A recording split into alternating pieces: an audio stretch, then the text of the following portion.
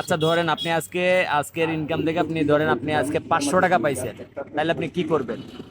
500 টাকা পাইলে তো আমার ওষুধ হয়, ঘর কাজ আইব 2 দিনে, সমস্যা হয় না তো।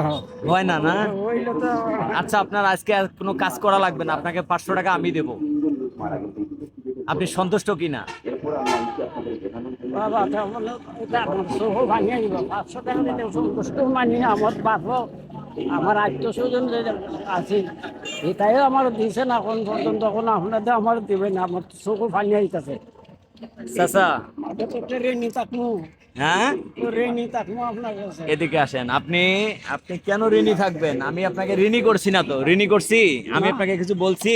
না না না, তাহলে আমি তো আপনাকে ঋণের কথা বলি নাই, আপনাকে বলছি আপনি আজকে বোতল টোকায় ধরেন আপনি 500 টাকা পাইছেন, আপনি সন্তুষ্ট হবেন কিনা, খুশি হবেন কিনা? খুশি মানে কইলাম যে আমার বাবার থেকে বড় কাম করছে, নিজের দিয়ে পাইলে তো আমি একটু রেস্ট পাইনি, দরকার করে আমি আরো আধা ঘন্টা চোখাই আমি সন্ধ্যা রেখে দিন। তাই না? আচ্ছা আপনি আপনি আমার থেকে 1000 টাকা পাচ্ছেন, ঠিক আছে নি চাচা? পাইলে আমি 2 দিনের 3 দিনের ওষুধ নেন, এটা আপনার। সন্তুষ্ট কিনা চাচা?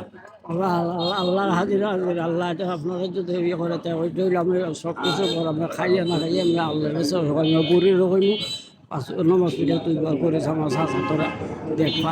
আজকে কি আর বোতল টোকাবেন? না আমরা আধা বাড়ি দেয় আমি টুকাই যাই মুখি কিতা করবো।